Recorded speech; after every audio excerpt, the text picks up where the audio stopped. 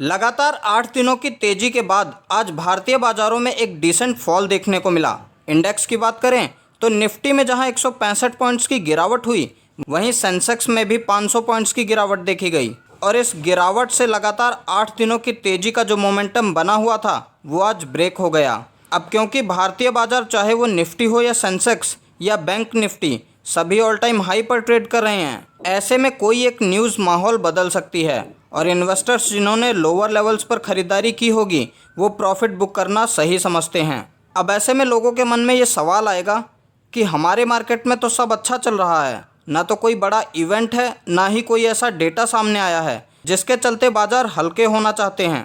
तो ऐसा क्या हुआ? कौन सी ऐसी न्यूज़ आई जिसके चलते अच्छे चल रहे मार्केट में हमें सेलिंग प्रेशर देखने को मिला? तो दोस्तों, ये खबर आई है अमेरिका से।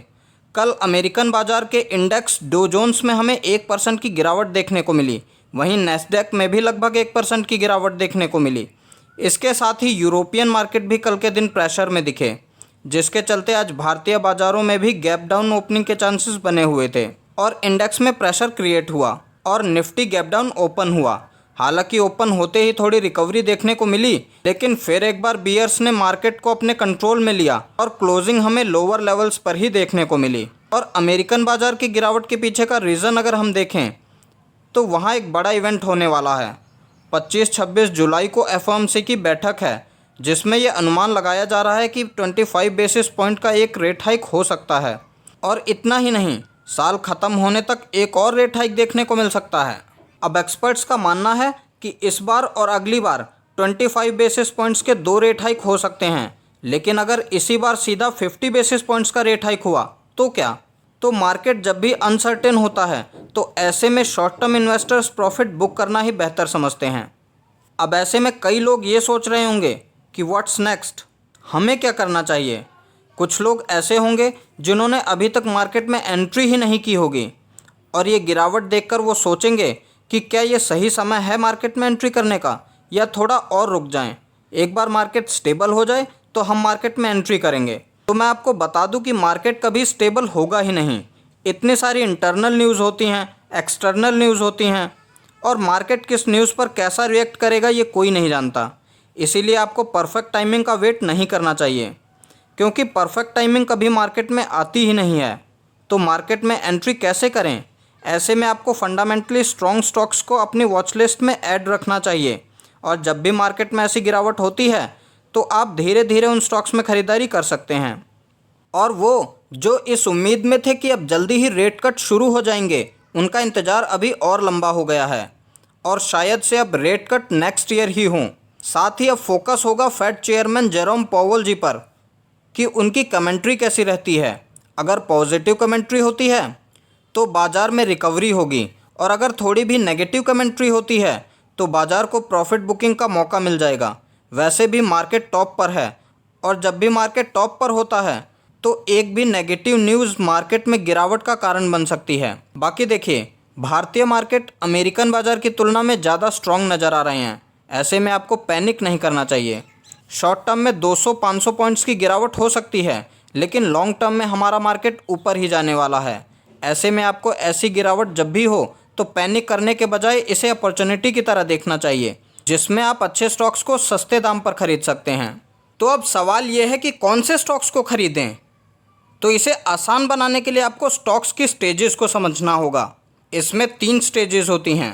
स्टेज 1, जिसमें स्टॉक फ्लैट होता है, और ऐसे में कोई भी रिटेल इन्वेस्टर जिसने मार्केट में नई एंट्री की हो वो स्टॉक उनकी वॉच लिस्ट में आता ही नहीं है।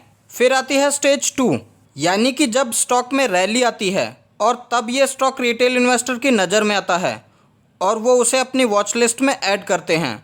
और उसके बाद आती है स्टेज 3, जब वो स्टॉक अपने टॉप से 20, 30 या 40% तक करेक्ट होता है। तो ऐसे में स्टॉक में एंट्री की जा सकती है। अब ऐसे स्टॉक्स में आपको 2 चीज़ें ध्यान देनी हैं। एक तो ये कि वो स्टॉक फंडामेंटली स्ट्रॉन्ग होना चाहिए, नहीं तो वो शायद इतनी गिरावट के बाद रिकवर ही ना कर पाए। दूसरा पॉइंट ये ध्यान देने वाला है कि जब स्टॉक मार्केट गिरावट में हो तो हमें एक साथ हैवी क्वांटिटी में नहीं खरीदना चाहिए, बल्कि अपने टोटल अमाउंट जितना भी हमें इन्वेस्ट करना हो स्टॉक में, उसका केवल 20% ही एक बार में इन्वेस्ट करना चाहिए। और जैसे जैसे स्टॉक में रिकवरी नज़र आए या उसके क्वार्टरली रिजल्ट्स अच्छे आने लगे तो आप नेक्स्ट इंस्टॉलमेंट लगा सकते हैं। तो क्या कोई ऐसा स्टॉक है जो फंडामेंटली स्ट्रॉन्ग हो और डिस्काउंट में भी मिल रहा हो? तो सिर्फ स्टडी पर्पज़ के लिए एक एग्जांपल अभी हम देखते हैं। तो दोस्तों ये स्टॉक है दीपक नाइट्राइट। स्पेशलिटी केमिकल बनाने वाली ये कंपनी लीडिंग प्रोड्यूसर है सोडियम नाइट्राइट में। वहीं भारत में ये लार्जेस्ट प्रोड्यूसर है फिनोल और एसीटोन में 2018 से। 100 से ज़्यादा प्रोडक्ट्स बनाने वाली इस कंपनी की रीच 30 देशों में है। अपने ऑल टाइम हाई से तकरीबन 30% डिस्काउंट पर ट्रेड कर रहा है ये स्टॉक। वहीं लिस्टिंग के बाद से 11,000% से ज़्यादा के रिटर्न दिए हैं। 33 पर ट्रेड करने वाली इस कंपनी का मार्केट कैप है 28,000 करोड़ रुपए का।